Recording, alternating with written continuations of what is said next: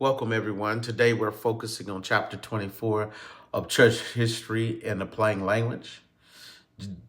This chapter tells the story of two powerful movements that shaped Christianity during the 1700s, the rise of reason and the rise of revival. These two forces, logic and spiritual passion, collided and helped reshape what the Christian faith looked like in a modern world. Here in section 1, the age of reasoning.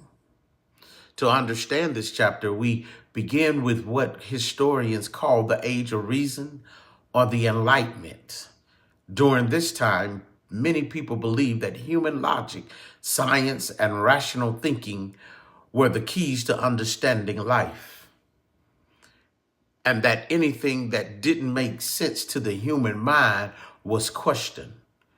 Even miracles, the authority of the Bible, and the idea of divine revelation. In other words, people were asking, do we still need faith if we have reason? This movement didn't destroy Christianity, but it challenged it. It pushed the church to explain and defend its belief in clearer ways. Section 2, the rise of revival. While reason was rising, something unexpected happened. Revival broke out. Across England, America, and parts of Europe, people began experiencing powerful renewals of faith. This was the beginning of the evangelical revival and the first Great Awakening. Leaders like John Wesley, Charles Wesley, and George Whitefield carried the gospel beyond the church walls. Preaching in fields, streets, and open air, their message was simple and heartfelt. Their message was, you must have a personal relationship with Jesus. You must experience new birth. You must live out the holiness your faith calls you to. These revivals reminded people that Christianity is not just a belief system, that it is a living, transforming relationship with God. Section 3 was the tension, reason versus revival. What makes chapter 24 powerful is the way these two movements stood side by side. On one side, reason, cool, logic, intellectual. On the other side, revival, emotional, passionate, spiritual.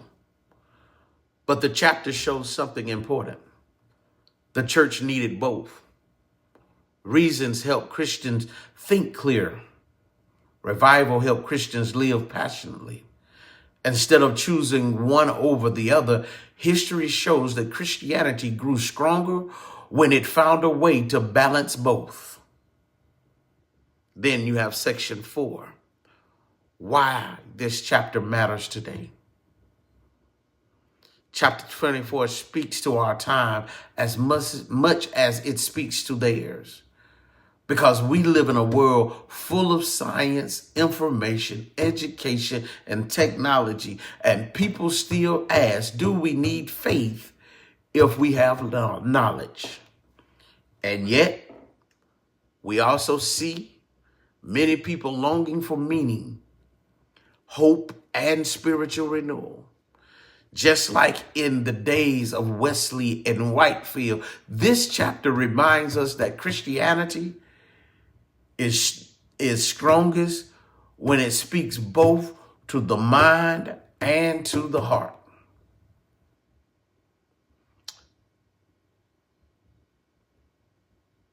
Here's something to reflect on, some questions. To wrap up here are a few questions to reflect on as you think about chapter 24. Do we rely more on human logic today or on faith? And how can we balance the two? What does revival look like in our world? Isn't it happening anywhere today?